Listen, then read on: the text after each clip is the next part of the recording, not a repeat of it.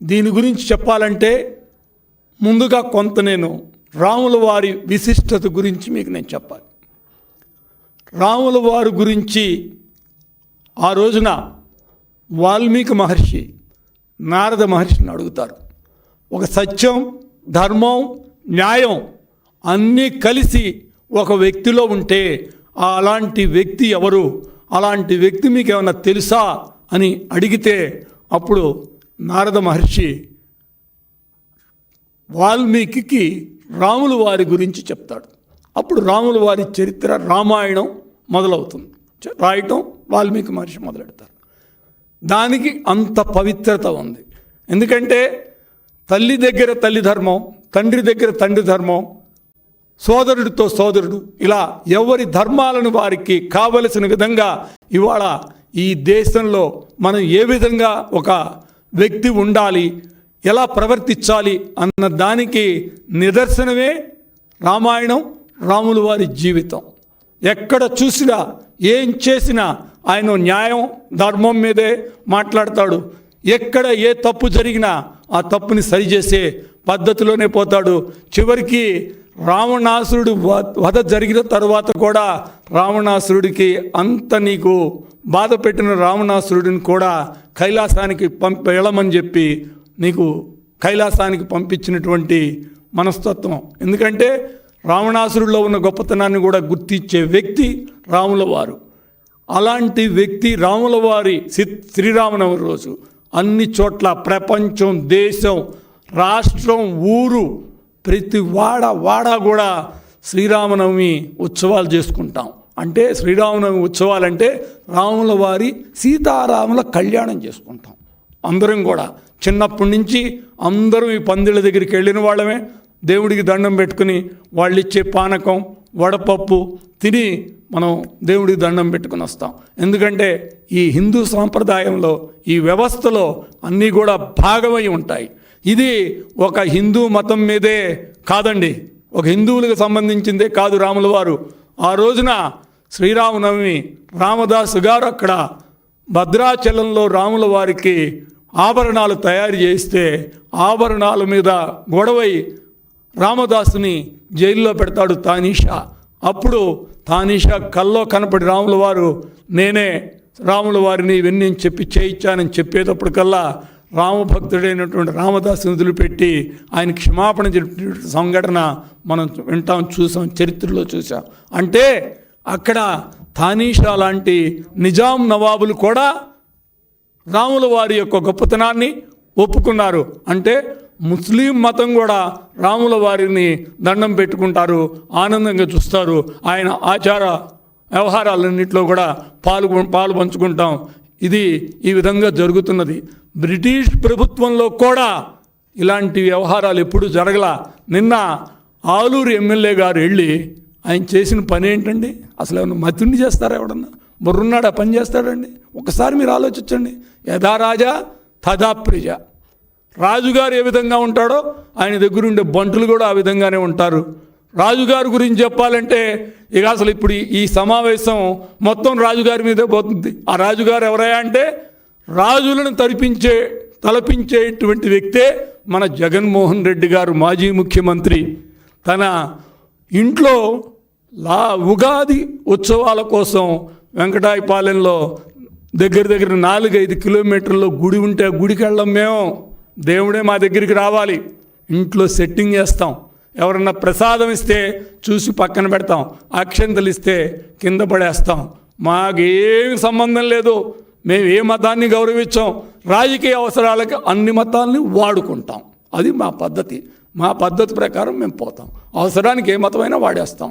నేను గంగలో మునిగితే ఈయన హిందూ అంటారు, హిందువు అయిపోయాను, హిందువుకి నేనే ప్రతినిధిని చెప్తావు. ఇంకో చోటుకి వెళ్ళి నేనే క్రిస్టియన్ చెప్తావు. ఇంకో చోటుకి వెళ్ళి ఇంకో మాట చెప్తావు. ఏదైనా చెప్పగలిగినటువంటి వ్యక్తి ఈ రాష్ట్రంలో ఎవడైనా ఉన్నాడంటే ఆయనే జగన్మోహన్ రెడ్డి గారు.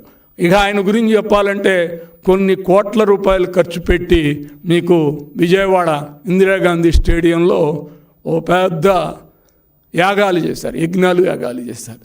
ఎవడన్నా చెప్పులు వేసుకుని వెళ్తారండి, చొక్కా వేసుకుని వెళ్ళవండి. యాగశాలలోకి వెళ్ళాలంటే ఎంతో పవిత్రంగా ఉంటుందండి. ఎందుకంటే నేను మా ఇవాళ ముఖ్యమంత్రి, అప్పుడు మాజీ ముఖ్యమంత్రి నారా చంద్రబాబు నాయుడు గారు కూడా ఇంట్లో మేము చేసినప్పుడు ఎవరిని బయట వాళ్ళని ఎవరిని రానిలా. ఎవరైతే యజ్ఞం చేస్తారో వాళ్ళే ఉంటారు, చొక్కాలు వేసుకోరు, కూర్చొని జాగ్రత్తగా చేస్తారు, ఎంతో పద్ధతిగా చేస్తారు, చెప్పులు వేసుకుని వెళ్ళరు.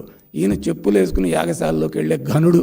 ఈయన గురించి చెప్పాలంటే ఇంకోటి అన్నిటికంటే కూడా గొప్ప విషయం ఒకటి ఉంది. ప్రతి సంవత్సరం మన వెంకటేశ్వర స్వామికి శ్రీవారికి పట్టు వస్త్రాలు ఇస్తాం బ్రహ్మోత్సవాలలో.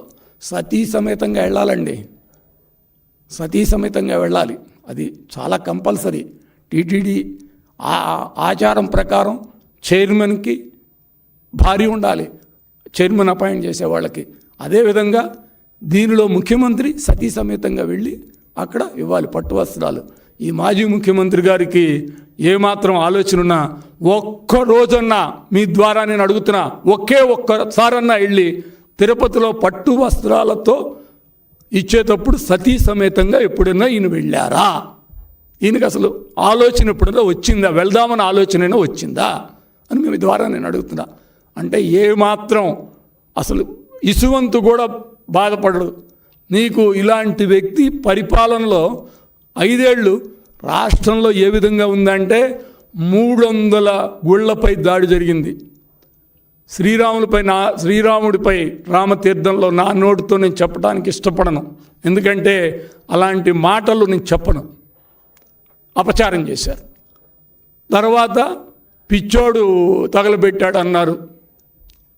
దీనిలో అంతర్వేదిలో రథం, తర్వాత అమ్మవారి గుడిలో వెండి సింహాలు, ఇట్లా చెప్పుకుంటూ పోతే నీకు శ్రీశైలంలో జరిగిన అపచారాలు. ఇక మనకి చివరికి వెళ్ళేటప్పటికల్లా టీటీడీ దగ్గరికి వెళ్తాం. టీటీడీలో వీళ్ళు చేసినటువంటివి చెప్పుకుంటే 1-2 చెప్పుకుంటే 100,000 ఇక్కడే దగ్గర ఒక 15-20 ప్రెస్ కాన్ఫరెన్స్లో టీటీడీ గురించి చెప్పడం జరిగింది. చిల్డ్రన్స్ హాస్పిటల్ పేరు మీద దోచడానికి ట్రై చేశారు. మొన్న చరిత్రలో ఎప్పుడూ జరగని విధంగా వీళ్ళు కింద ఒక ముంతాజ్ గ్రూప్కి హోటల్ ఇస్తే దాన్ని క్లోజ్ చేయమంటే మన ముఖ్యమంత్రి గారు వెళ్ళినప్పుడు చెప్తే దాన్ని క్యాన్సిల్ చేశారు. తిరుపతి కొండ చుట్టుపక్కల ఎక్కడా కూడా, తిరుమల కొండ చుట్టుపక్కల ఎక్కడా కూడా నీకు వ్యాపార సంబంధమైనవి ఏమి ఉండవు, అంతా కూడా దేవుడికి సంబంధించిందే ఉంచుతానని చెప్పి ముఖ్యమంత్రి గారు వాగ్దానం చేయడం, దాని ప్రకారమే టీటీడీ వాళ్ళు ఇచ్చిన స్థలాలని రద్దు చేయడం కూడా జరిగింది. ఇదంతా ఏంటంటే మీకు ఎందుకు చెప్తున్నానంటే, లడ్డు విషయంలో మేమేం తప్పు చేయలేదు, మేము కరెక్ట్ అయినటువంటి నెయ్యే వాడామని చెప్తే సిట్టేస్తే వాళ్ళని తీసుకొచ్చి పట్టుకొస్తే మొత్తం దానిలో జరిగినటువంటి అక్రమాలు జరిగిపోయినాయని చెప్పి ఒప్పుకున్నటువంటి పరిస్థితి. ఇదే సమావేశ మందిరంలో 2023 ఏప్రిల్లో మేము చెప్పాం మా పార్టీ తరఫున, అయ్యా ముఖ్యమంత్రి గారు, మీరు తయారు చేసే లడ్డూలో, తిరుమల లడ్డూలో నాణ్యత లేదు, దీనిలో ఏదో కల్తీ జరుగుతుంది నెయ్యిలో, దీన్ని చూసుకోండి అని ఆ రోజున మనం చెప్పాం. తర్వాత కరెక్ట్గా నీకు మేము అధికారంలోకి వచ్చిన 3 నెలలు 4 నెలల్లోనే ఈ భాగవతం బయటపడింది. 1 కాదు 2 కాదు, ఈయన చేసే వ్యవహారాలు చూస్తుంటే ఇవాళ హిందూ మతం మీద దాడిగా భావించాల్సిందే తప్పితే వేరేది కాదు. ఇక ఈ ముఖ్యమంత్రి గారు ఇందాక అనంతపూర్లో దగ్గర నేను కూడా చూశాను, ఇక్కడ ఆఫీసులోనే 45 నిమిషాల నుంచి 1 అవర్ మాట్లాడాడు. రకరకాల దాడులు జరుగుతున్నాయి. అసలు ఇవాళ చంద్రబాబు గారి పరిపాలనలో అసలు ఇది లేదు, రాజ్యాంగం లేదు, రెడ్ బుక్ జరుగుతుంది, అది ఇది ఆయన ఇష్టం. ఎందుకంటే ఆయనకు అలవాటు, ఆయన చేసిన పనులే అవన్నీ కూడా ఆయనే అన్నీ ఊహించుకొని జరిగిపోతున్నాయని చెప్పి చెప్పటం. ఎందుకంటే ఈయనకి ఆత్మలతో మాట్లాడే అలవాటు ఉంది కాబట్టి మళ్ళా ఒకసారి తనకు తానే పూనిపోయి మాట్లాడుకోవటం జరిగింది. కానీ మీ ద్వారా నేను అడుగుతున్నా, ఇది నిన్న జరిగింది పెద్ద అపచారం. దేశంలో కోట్లాది మంది హిందువులే కాదు, ఇందాక మీకు చెప్పాం, అన్ని మతాలలో రాముల వారి భక్తులు ఉంటారు, వాళ్ళ మనోభావాలు దెబ్బతిన్నాయి. ఒక్కసారి అయ్యా మా ఎమ్మెల్యే తెలియకి తప్పు చేశాడు, మా ఎమ్మెల్యే తరపున మీ అందరికీ నేను క్షమాపణ చెప్తున్నాను, మీరు మా ఎమ్మెల్యేతో కూడా మీకు క్షమాపణ చెప్పిస్తాను అని ఒక్క మాట మాట్లాడే నోటెంబడి ఒక్క మాట వచ్చిందా అండి? ఎందుకోసం రాదు. ఎందుకంటే మతం మీద గౌరవం ఉంటే, పరమతాల మీద మంచి ఒపీనియన్ ఉంటే మనం వాళ్ళని గౌరవించాలి, సాంప్రదాయాలను గౌరవించాలని ఆలోచన ఉన్నవాడికి ఇవన్నీ వస్తాయి. అసలు ఏమీ లేనాడు, ఏదైనా రాజకీయం అనుకునే వాడికి రాజకీయ ఆలోచనలే వస్తాయి. మేము అన్నీ కూడా అభివృద్ధి, సంక్షేమం నుంచి ఆలోచించే వ్యక్తి నారా చంద్రబాబు నాయుడు గారు. కాబట్టి ఆయన నాయకత్వంలో పనిచేసి మాకు ఇలాంటి ఆలోచనలే ఉంటాయి తప్పితే అలాంటి ఆలోచనలు ఉండవు. అందుకనే మా ప్రభుత్వం వచ్చిన 9 నెలల్లో సగర్వంగా మేము చెప్తున్నాం, ఒక్క గుడి మీద దాడి జరగలేదు, ఒక్క పూజారి గారిని అవమానించలేదు, ఒక అర్చకుడికి అపచారం జరగలేదు, ఎక్కడ ఎటువంటివి జరగకుండా ఇవాళ ఈ రాష్ట్రంలో కూటమి ప్రభుత్వం 9 నెలలు మేము దిగ్విజయంగా నడిపాం. ఎవరికి బాధలు కలిగించకుండా హిందూ మతాన్ని గౌరవిస్తున్నాం, ముస్లింలను గౌరవిస్తాం, క్రిస్టియన్లను గౌరవిస్తాం. అన్ని మతాలని సమ మార్గంలో పెట్టే నాయకుడు నారా చంద్రబాబు నాయుడు గారు.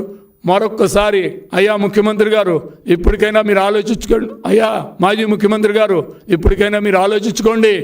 ఒక్కసారి హిందూ మతం మీద జరిగినటువంటి దాడిని ఖండిస్తూ మీ ఎమ్మెల్యే చేసినటువంటి ఆలూరు ఎమ్మెల్యే విరూపాక్ష గారు చేసినటువంటి ఎవరైనా 3 ముళ్ళు వేస్తారండి? అసలు మతుందా? అమ్మవారండి, సీతమ్మ అంటే ఏంటి?